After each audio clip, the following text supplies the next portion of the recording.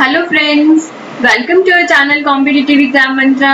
Friends, आज हम एक बहुत ही important exam oriented series HAS Lakshya 2020 शुरू करने जा रहे हैं।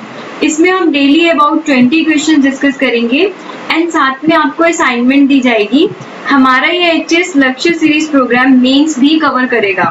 Friends, if you are dreaming to clear HAS exam तो हर दिन पढ़ाई करो। कंपटीशन बहुत हार्ड है, सारे सब्जेक्ट्स की रिवीजन करो और डेली एमसीक्यूज प्रैक्टिस जरूर करो। इस लक्ष्य सीरीज में आप हमारे साथ इंपॉर्टेंट एमसीक्यूज कर सकते हैं। तो चलिए फ्रेंड्स, स्टार्ट करते हैं आज के क्वेश्चंस। हमारा फर्स्ट क्वेश्चन है, where was founded the Communist Party of India in 1920?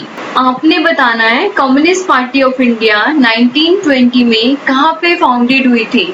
आपके पास फ्रेंड्स ऑप्शंस हैं Moscow, Bombay, Tashkent, Hong Kong. Friends खुद से ट्राई कीजिए कि इसका आंसर क्या होगा। चलिए इसका आंसर डिस्कस करते हैं।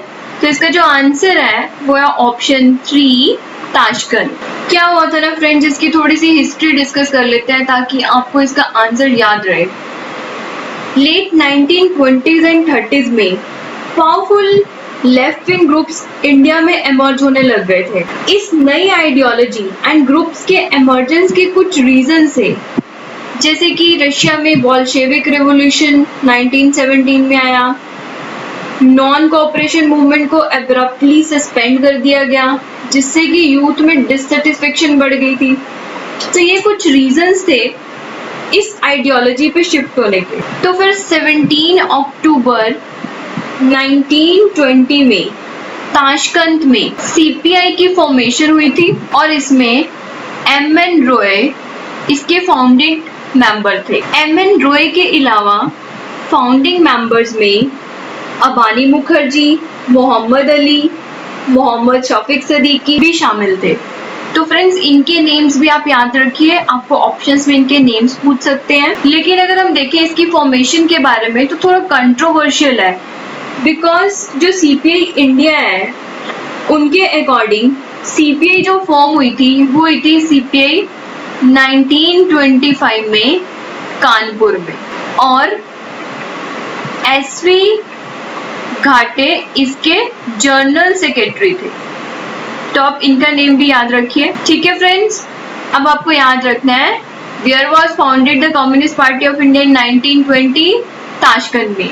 लेकिन अगर आपको 1925 की बात पूछी जाती है तो आपने कानपुर मार्क करके आना है। फ्रेंड्स मैं आपको एक चीज सजेस्ट करूंगी कि जैसे हम क्वेश्चन डिस्कस कर रहे हैं, जितने भी आज के दिन में हम क्वेश्चन डिस्कस करेंगे, आप अपनी बुक जरूर ओपन कीजिए और उसके वो टॉपिक को सारा पढ़िए ताकि उससे रिलेटेड कोई भी क्वेश्चन आए तो आपको आता हो। हमारा नेक्स्ट क्वेश्चन है, Who of the following shot dead cousin Wyllie in London?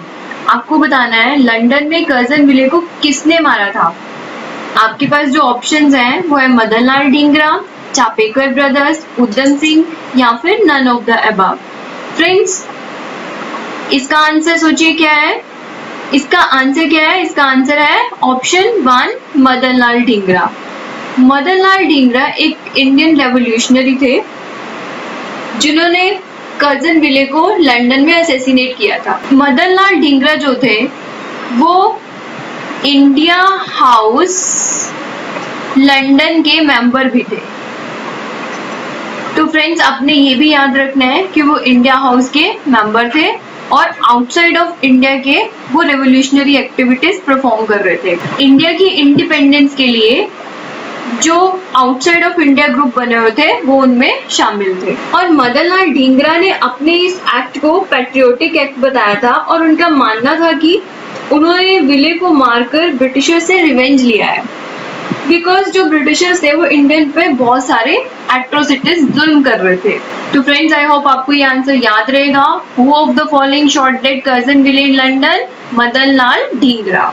चलिए फ्रेंड्स नेक्स्ट क्वेश्चन देखते हैं। According to doctor B R. Ambedkar, which of the following articles of Indian Constitution was to remain a dead letter? आपने बताना है doctor B R. Ambedkar के according Indian constitution का कौन सा आर्टिकल एक डेड लेटर की तरह रहेगा, मीन्स जिसका यूज नहीं किया जाएगा? आपके पास जो ऑप्शंस हैं वो है आर्टिकल 360, 360, आर्टिकल 356, आर्टिकल 352, आर्टिकल 32। तो फ्रेंड्स क्या होगा इसका आंसर? इसका आंसर है ऑप्शन 2, आर्टिकल 356। फ्रेंड्स मेरे आंसर करने से पहले आप जरूर आंसर कीजिए, वीडियो को पॉज कर सकते हैं सोचने के लिए, इससे आपको ये पता चलेगा कि आपकी तैयारी कितनी है। चलिए फ्रेंड्स देखते हैं कि आर्टिकल 356 कहता क्या है। Article 356 states that president rule can be imposed in any state on the grounds of failure of constitutional machinery। Means राष्ट्रपति को राज्यों में राष्ट्रपति शासन लगाने का अधिकार होता है यदि राज्य सरकार संविधान के प्रावधानों के मुताबिक काम नहीं करे तो कैबिनेट की सहमति से राष्ट्रपति शासन लगाया जा सकता है। एक्चुअली में क्या है, जब से हमारा ये कॉन्स्टिट्यूशन बना है तब से ये आर्टिकल काफी कंट्रोवर्शियल रहा है। कॉन्स्टिट्यूएंट असेंबली भी इस आर्टिकल को लेके काफी कंसर्न थी। तब BR अम्बेडकर ने कॉन्स्टिट्यूएंट असेंबली में इसे एक डेड लेटर की तरह माना था, मीन्स इसका यूज नहीं किया जाएगा, और अगर इसका यूज करना भी पड़ता है तो प्रेसिडेंट नेसेसरी प्रिकॉशंस लेंगे कि प्रेसिडेंट जब भी ये आर्टिकल यूज करेंगे, प्रेसिडेंट रूल यूज करेंगे, तो उससे पहले क्या होगा, कुछ प्रिकॉशंस ली जाएंगी। जैसे कि अब क्या कर सकते हैं प्रेसिडेंट पहले स्टेट्स को वार्निंग दे सकते हैं कि तुम्हारे स्टेट का जो काम है वो कॉन्स्टिट्यूशनल मशीनरी के अकॉर्डिंग नहीं हो रहा है, तो ये वहाँ पे फेलियर हो रहा है कॉन्स्टिट्यूशनल मशीनरी का, सो डेट कि स्टेट्स जो है वो नेसेसरी स्टेप्स ले सके और आर्टिकल 356 लगाने की जरूरत ना पड़े। तो फ्रेंड्स इस क्वेश्चन के साथ आपने आर्टिकल 356 भी अच्छे से पढ़ना है कि आर्टिकल 356 है क्या। और जब आप ये पढ़ रहे हो, आपने ऑप्शंस पढ़ रहे हो आर्टिकल 360, आर्टिकल 352, आर्टिकल 32, तो आपको ये चारों आर्टिकल पता होने चाहिए कि इसमें क्या है। अगर आपको नहीं याद है तो प्लीज अपनी बुक्स खोलिए और उसमें से देखिए कि इस आर्टिकल में क्या कहा गया है। 360 किसके लिए, 352 क्या है, आर्टिकल 32 क्या कहता है। इसी तरह से आपके पूरे सिलेबस की प्रिपरेशन हो पाएगी और आपको पता भी नहीं चलेगा कब आप सारा सिलेबस कवर कर जाएंगे। ओके फ्रेंड्स, इसके साथ एक और फैक्ट आपने याद रखना है कि ये जो आर्टिकल 356 है वो section 93 of government of India act 1935 के ऊपर बेस्ड है। तो इस तरह के क्वेश्चन भी पेपर में पूछे जाते हैं, आपने इसको याद रखना है। चलिए फ्रेंड्स नेक्स्ट क्वेश्चन डिस्कस करते हैं। The tenure of chief election commissioner of India is, options आपके पास 5 years, 5 years और 65 years of age, whichever is earlier, 6 years of age और 65 years of age, whichever is earlier, 6 years और 70 years of age। तो इसका जो correct answer है वो है ऑप्शन 3, 6 years of age और 65 years of age, whichever is earlier। Chief election commissioner का टेन्योर इंडिया में 6 years का होता है या फिर उनकी 65 years की एज तक होता है। तो फ्रेंड्स देखते हैं कि चीफ इलेक्शन कमीशन का डिस्क्रिप्शन कौन से आर्टिकल में दिया गया है। तो ये इंडियन कॉन्स्टिट्यूशन के आर्टिकल 324 में मेंशन्ड है। आर्टिकल 324 प्रोवाइड्स इलेक्शन कमीशन जो parliament, state legislature, president and vice president के इलेक्शंस के लिए इलेक्टोरल रोल्स की प्रिपरेशन को कंट्रोल करता है। किस किस के इलेक्शंस के लिए? Parliament, state legislature, president and vice president. तो ये भी आपने देखना है किन किन के इलेक्शंस को कंट्रोल करता है। तो फ्रेंड्स इसका मतलब है जो इलेक्शन कमीशन है वो सेंटर एंड स्टेट के दोनों के ही इलेक्शंस के लिए रिस्पॉन्सिबल है। इसके अलावा और फैक्ट्स देखते हैं। सीईसी को अपॉइंट कौन करता है? सीईसी को प्रेसिडेंट अपॉइंट करता है। और इसका रिमूवल कौन करता है? रिमूवल भी प्रेसिडेंट ही करता है। और इसको रिमूव कैसे किया जाता है? जैसे कि जज ऑफ द सुप्रीम कोर्ट, वैसे ही सीईसी को रिमूव किया जाता है। ये क्वेश्चन भी एग्जाम में पूछा जाता है। जितने भी हम फैक्ट्स डिस्कस कर रहे हैं ये भी अलग अलग एग्जाम में पूछे हुए हैं, तो आप इसको अच्छे से करिए। इसके अलावा हम देख लेते हैं कि फर्स्ट सीईसी कौन था, सुकुमार सेन, और प्रेजेंट टाइम पे कौन है, सुनील अरोड़ा। तो ये सारे फैक्ट्स आप याद रखिए।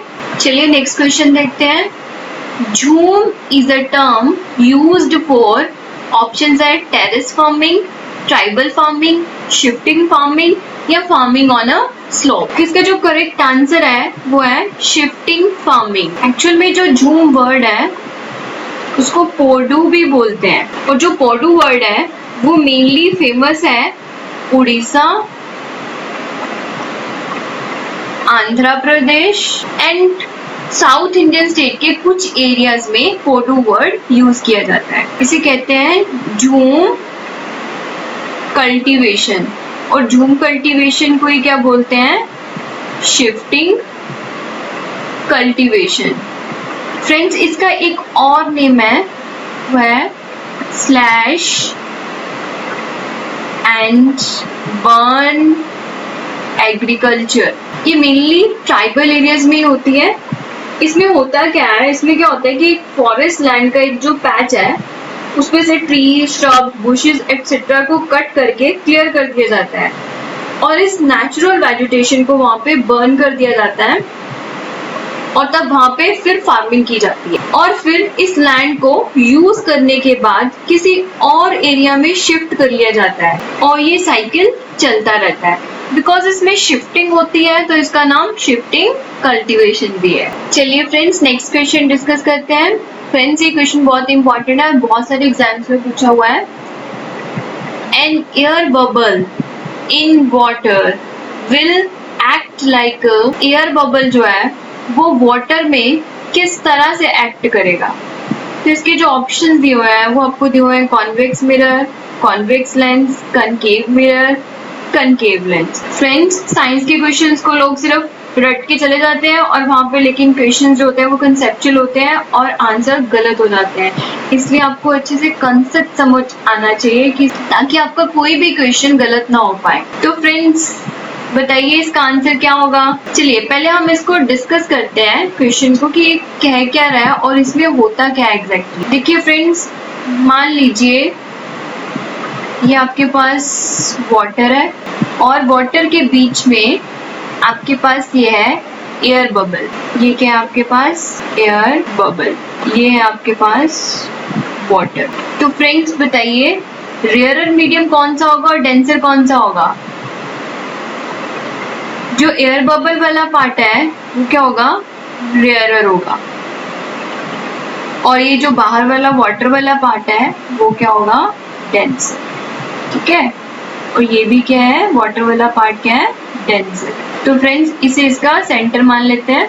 अब देखते हैं यहाँ से लाइट रेज आ रही है, तो ये कहाँ से आ रही है, डेंसर मीडियम से आ रही है।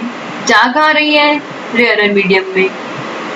तो फ्रेंड्स जब ये रेयरर मीडियम में एंटर करेगी तो रूल क्या कहता है, अकॉर्डिंग टू द रूल जब डेंसर से रेयरर मीडियम में जाते हैं तो जो वेव्स हैं वो क्या होती हैं, बेंड कर जाती हैं away from the normal. Means मान लो अगर आपकी ऐसे हम नॉर्मल ड्रॉ करते हैं, तो ये नॉर्मल ड्रॉ है, तो ये क्या करेगी, ये इससे दूर इसकी तरफ नहीं डाइवर्ज होगी, ये क्या होगी, बेंड होगी, इससे दूर की तरफ बेंड होनी शुरू हो जाएगी, this one. I hope friends आपको समझ आ रहा होगा। फिर देखिए ये रेयरर मीडियम था एयर वाला, उसके बाद क्या वो बाहर कौन सा आ रहा है, ये डेंसर मीडियम आ रहा है। तो अब कहाँ से कहाँ जाएगी, ये जा रही है अब रेयरर से डेंसर की तरफ। देखो फर्स्ट पार्ट में ये गई थी डेंसर से रेयरर मीडियम की तरफ, इसकी जो बेंडिंग हुई थी वो हुई थी अवे फ्रॉम द नॉर्मल। ठीक है फ्रेंड्स, लेकिन जब सेकंड कहाँ जा रही है, ये रेयरर से डेंसर मीडियम की तरफ जा रही है, तो रूल के अकॉर्डिंग ये बेंडिंग इसकी कैसे होगी, towards the normal. Friends writing अच्छी नहीं आ रही है, प्लीज आप साथ साथ में सुन लीजिए। तो यहाँ से क्या होगा, जब ये रेयरर से डेंसर की तरफ जा रही है तो मान लीजिए हम यहाँ से एक नॉर्मल ड्रॉ करते हैं ऐसे, तो ये जो बाहर को जाएगी, जब यहाँ से बाहर जाएगी तो ये इधर को नहीं जाएगी, ये जाएगी टुवर्ड्स द नॉर्मल, इसकी तरफ जाएगी। ठीक है फ्रेंड्स, तो फ्रेंड्स इस पूरी कहानी में हो क्या रहा है, क्या हो रहा है, लाइट वेव्स क्या हो रही है, डाइवर्ज हो रही है अपने इनिशियल पाथ से। मीन्स कैसे एक्ट कर रहा है, एज द डाइवर्जिंग लेंस, जिसे क्या बोलते हैं, कनकेव लेंस भी बोलते हैं। तो फ्रेंड्स इसका आंसर क्या होगा, option 4 concave lens. I hope friends कि आपको समझ आ गया होगा। अगर आपको फिर भी ना समझ आया हो तो आप मुझे कमेंट बॉक्स में कमेंट कर सकते हैं, मैं दोबारा से ये समझा दूंगी। और फ्रेंड्स साइंस में जो स्टूडेंट्स वीक है उनके लिए हम इम्पॉर्टेंट क्वेश्चंस भी लेके आएंगे, स्पेशली साइंस के ऊपर जो बहुत इंपॉर्टेंट क्वेश्चंस होंगे और वो ऑलमोस्ट ऑल एग्जाम्स में पूछे जाते हैं, तो उससे आपको बहुत ज़्यादा हेल्प मिलेगी, बिकॉज उसमें हम डिटेल डिस्कशन भी करेंगे, उससे आपके ऑलमोस्ट साइंस के पूरा का पूरा कवरेज हो जाएगा। चलिए नेक्स्ट क्वेश्चन देखते हैं। The characteristic odour, sorry friends, ODOUR means smell, odour आएगा यहाँ पे, of garlic is due to, आपके पास ऑप्शंस है, a chloro compound, a sulphur compound, acetic acid, a fluorine compound. I think ये आंसर्स मोस्ट ऑफ लोगों को पता होगा। इसका आंसर क्या है, इसका आंसर है सल्फर कंपाउंड। फ्रेंड्स इसके अलावा अगर अनियन के ऊपर क्वेश्चन आता है तो उसमें भी सल्फर कंपाउंड्स पाए जाते हैं। चलिए नेक्स्ट क्वेश्चन देखते हैं। Which of the following is not in the vicinity of Kullu?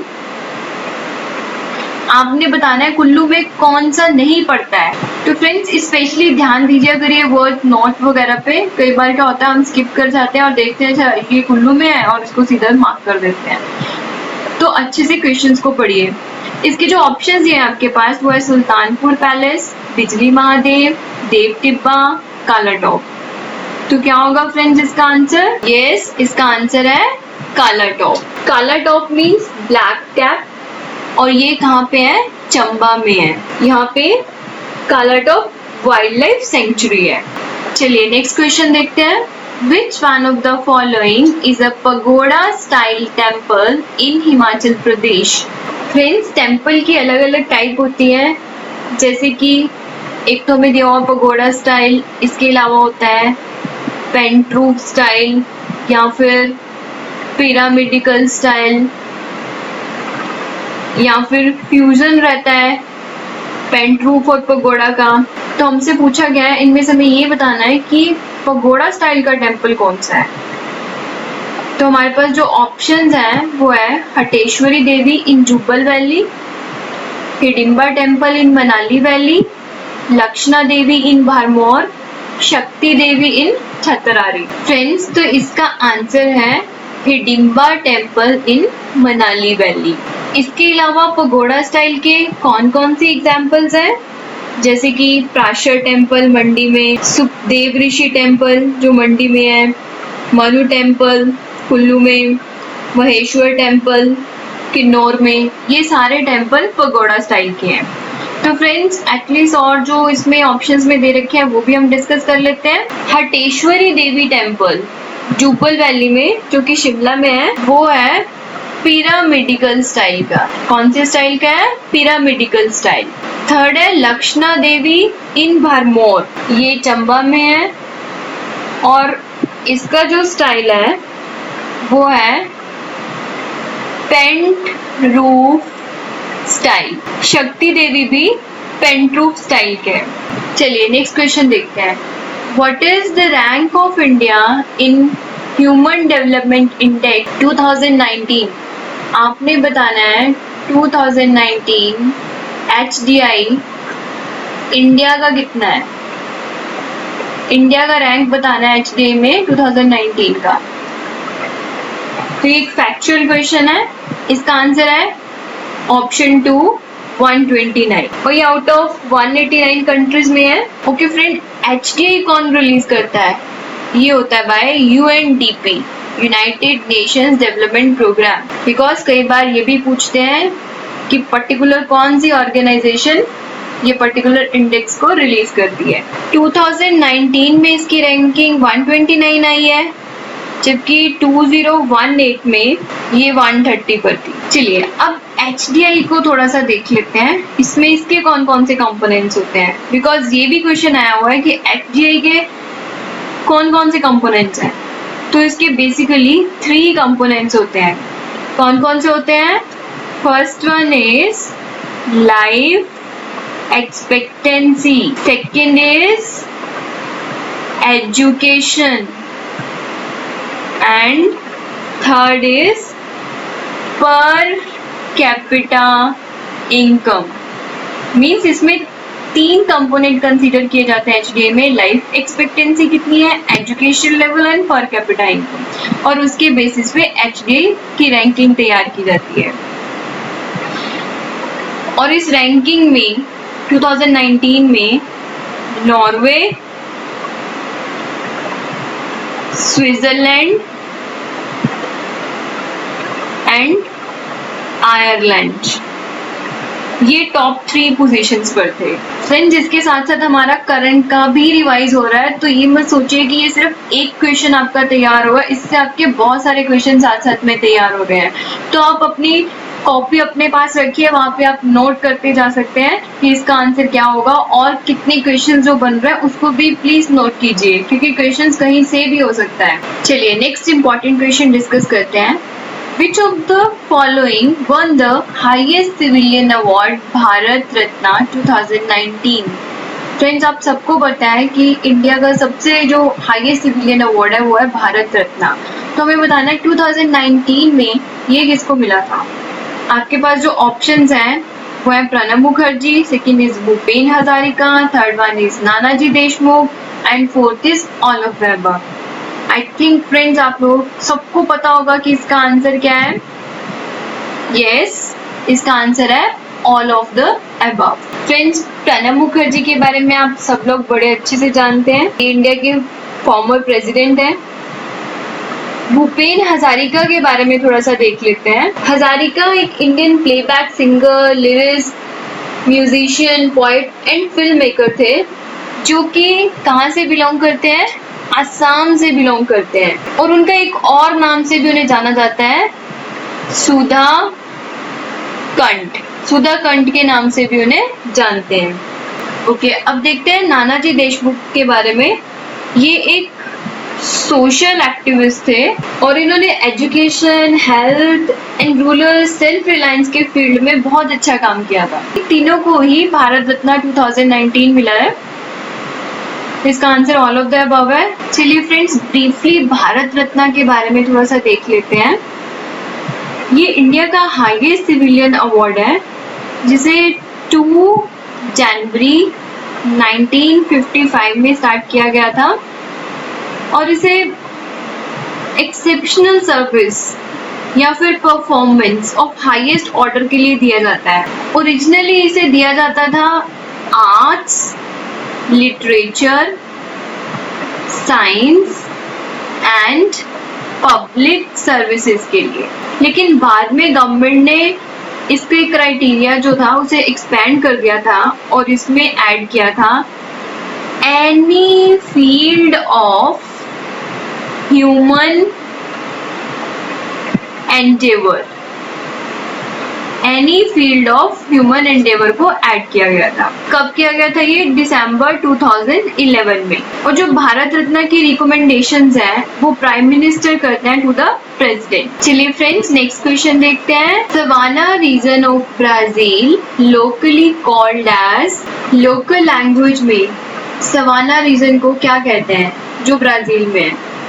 Option है सेराडो, लानोस, पंपास या none of the above. Friends, जो इसका आंसर है वो है ऑप्शन 1 सेराडो। सवाना रीजन को सेराडो भी बोला जाता है लोकल लैंग्वेज में। लानोस क्या है फ्रेंड्स? ये सवाना क्या है फ्रेंड्स? ये ट्रॉपिकल ग्रासलैंड है in southern reason of Brazil में। लानोस भी क्या है फ्रेंड्स?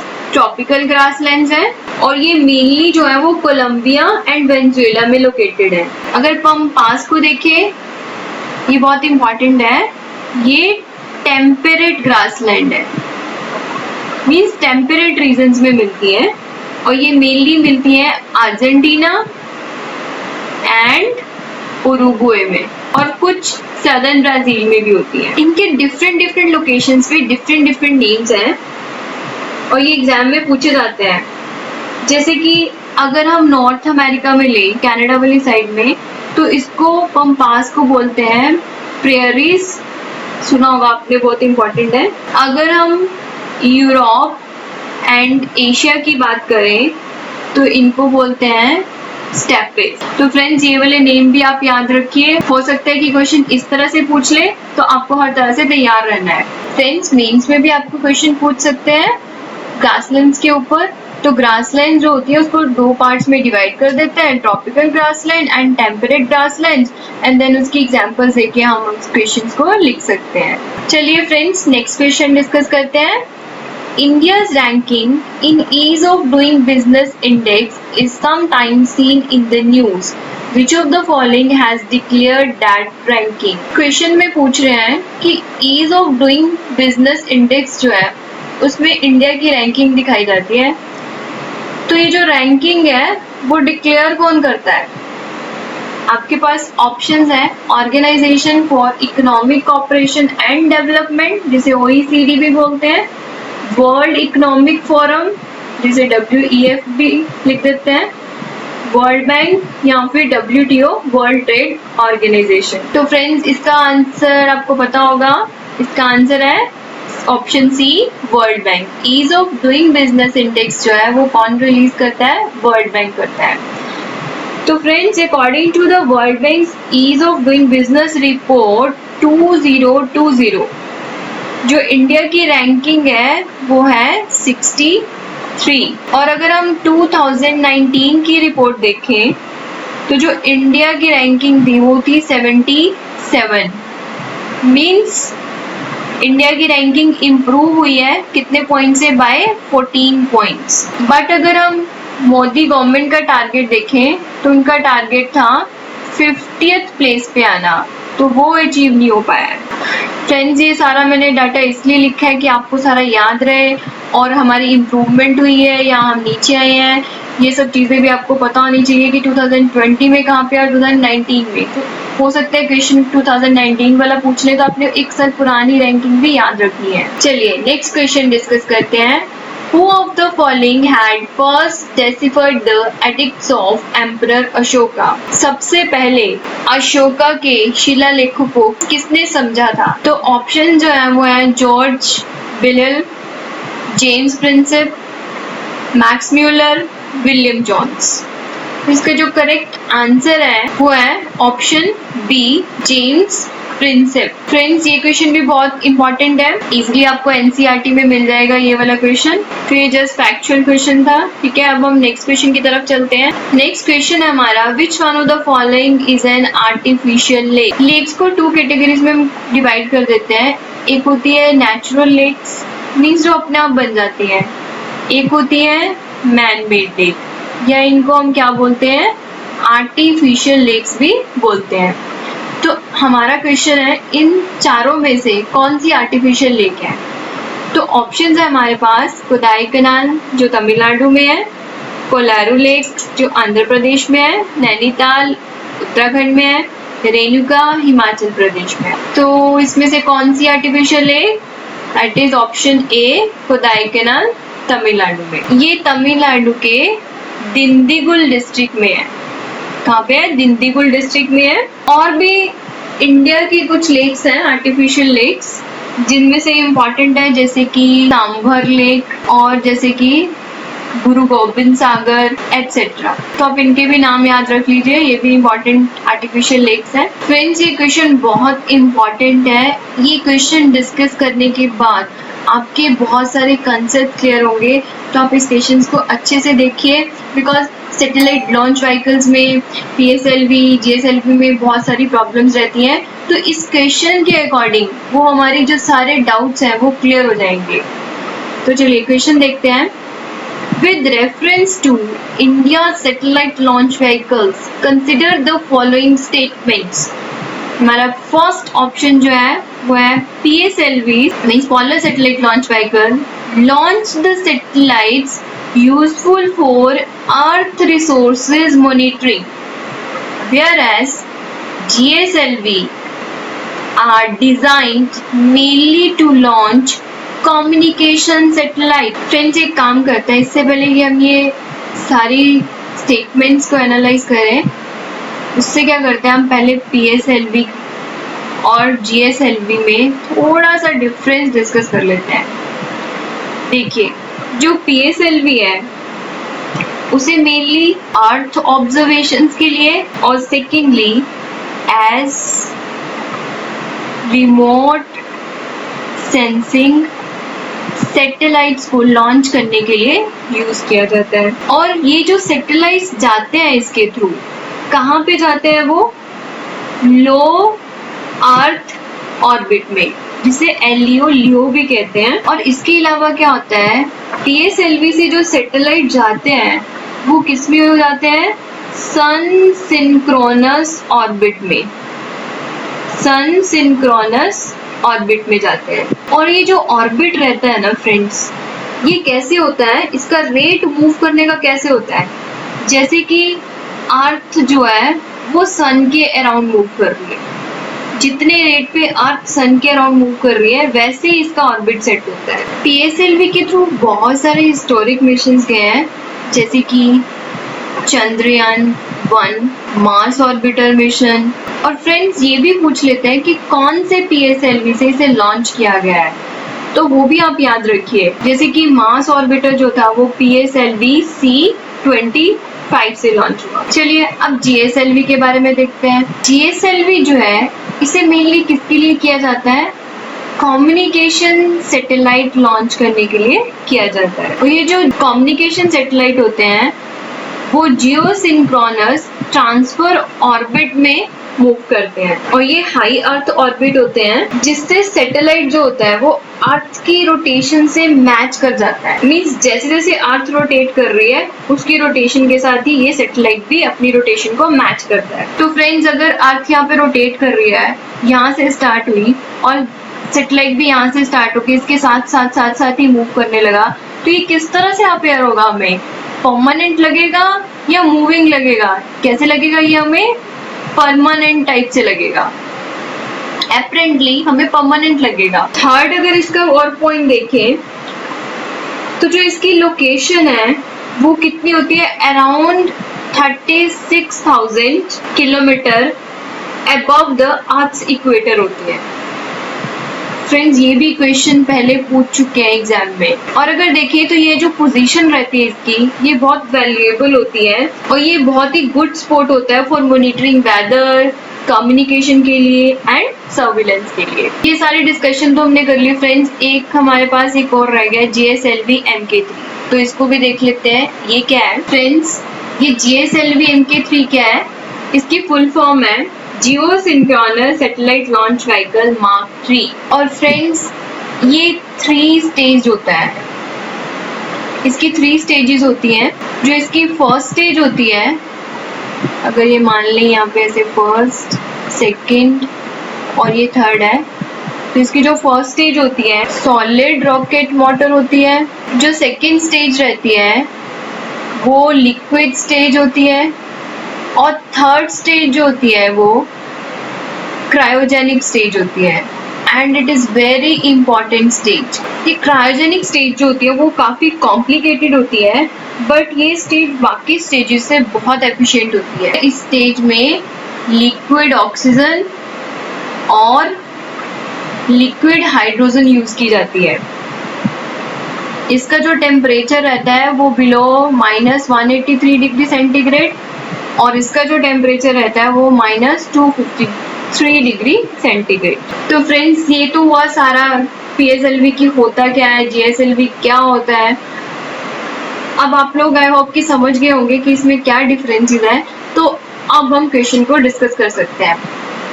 फर्स्ट देखिए, PSLVs launch the satellites useful for Earth resources monitoring, whereas GSLVs are designed mainly to launch communication satellites. Friends, I think अब आपको ये पता लग गया होगा बिकॉज हमने अब भी डिस्कस किया है कि PSLV किसके लिए, अर्थ ऑब्जर्वेशन के लिए यूज होता है और GSLV कम्युनिकेशन सैटेलाइट के लिए। तो हमारा जो फर्स्ट ऑप्शन है वो क्या है, करेक्ट है। अब सेकेंड ऑप्शन देखते हैं। Satellites launched by PSLV appear to remain permanently fixed in the same position in the sky as viewed from a particular location on the earth. जल्दी बताइए फ्रेंड्स, करेक्ट है या नहीं है? No, it is incorrect because अभी हमने discuss किया कि GSLV का जो ऑर्बिट है वो हमें अपरेंटली परमानेंट लगता है, इसलिए हमारा सेकंड ऑप्शन क्या है यहाँ पे, इनकरेक्ट। थर्ड देखते हैं।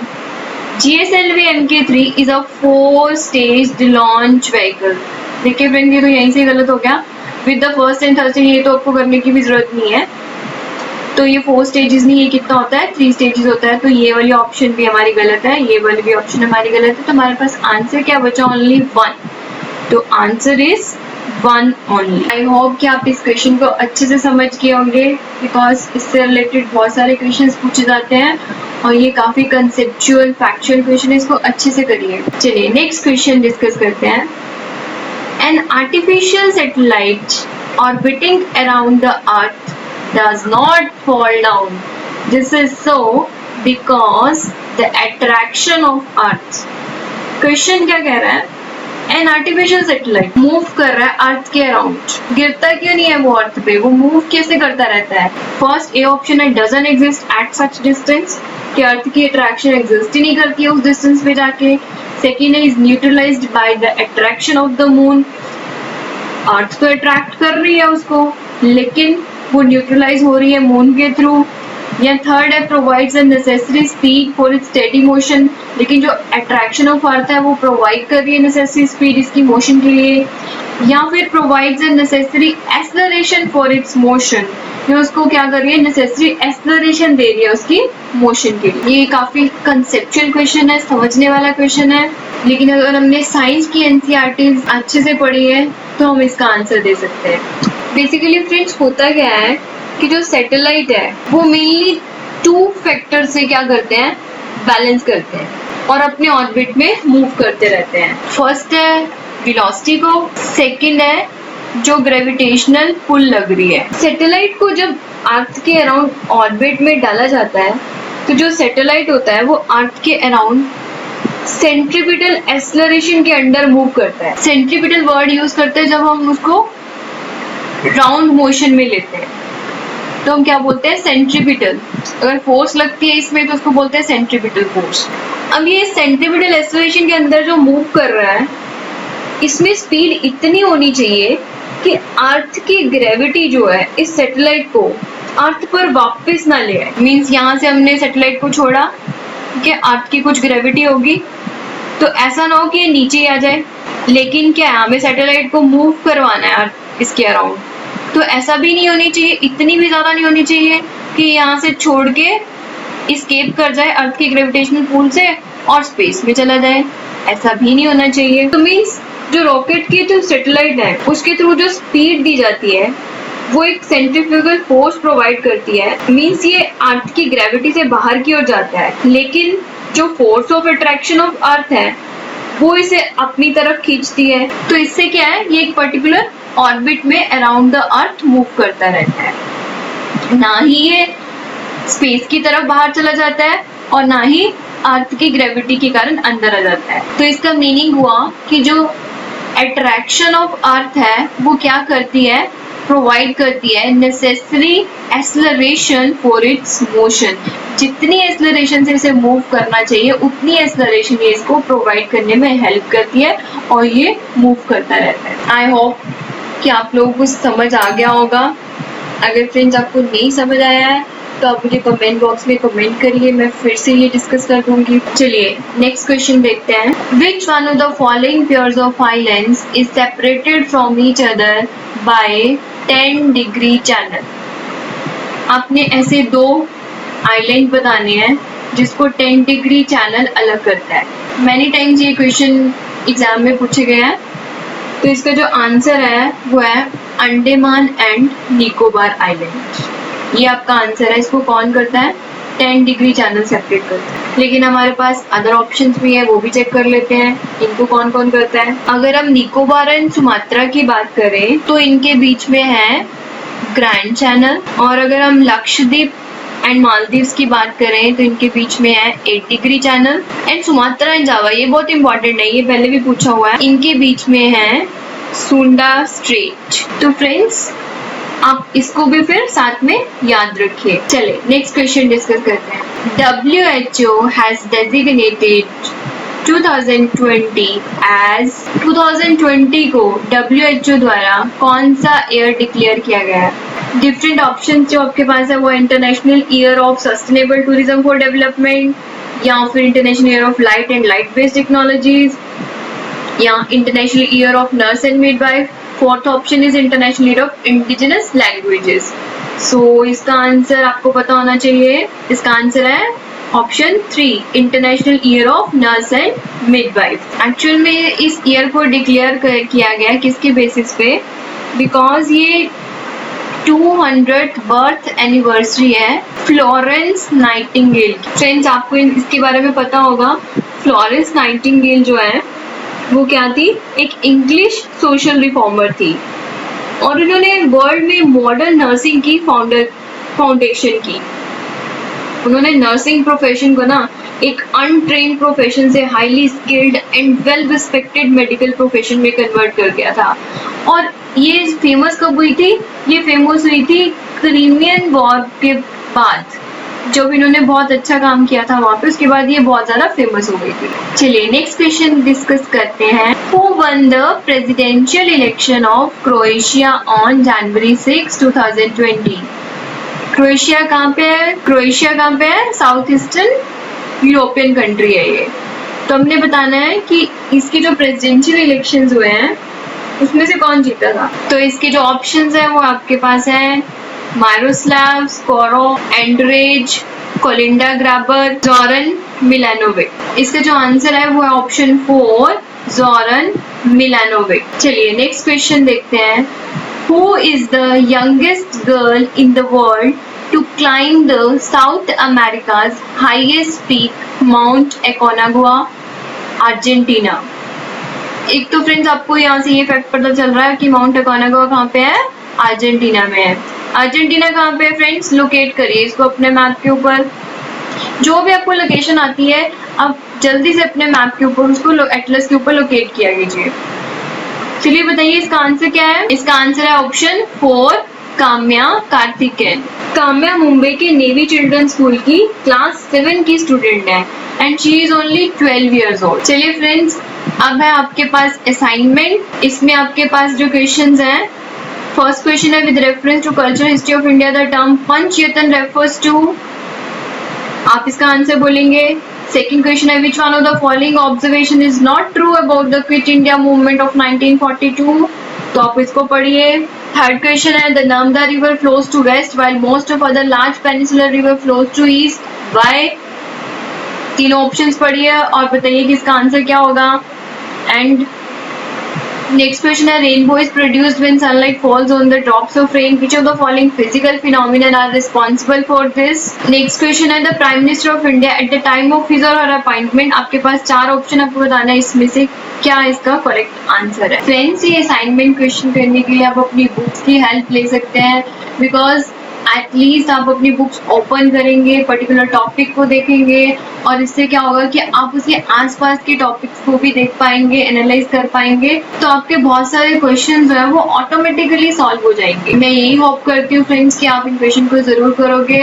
तो फ्रेंड्स हमारी आज के HAS लक्ष्य 2020 सीरीज का फर्स्ट लेक्चर यहीं पे समाप्त होता है। आई होप कि आपने लेक्चर को एंजॉय किया होगा और सारे कंसेप्ट समझ आए होंगे। फ्रेंड्स अगर आपको कोई भी डाउट है तो कमेंट बॉक्स में जरूर पूछिए, यू आर ऑलवेज वेलकम। अगर आपको हमारे वीडियोस अच्छे लग रहे हैं तो अपने फ्रेंड्स के साथ जरूर शेयर कीजिए। एट लास्ट खुश रहिए, पढ़ते रहिए, ऑल द बेस्ट।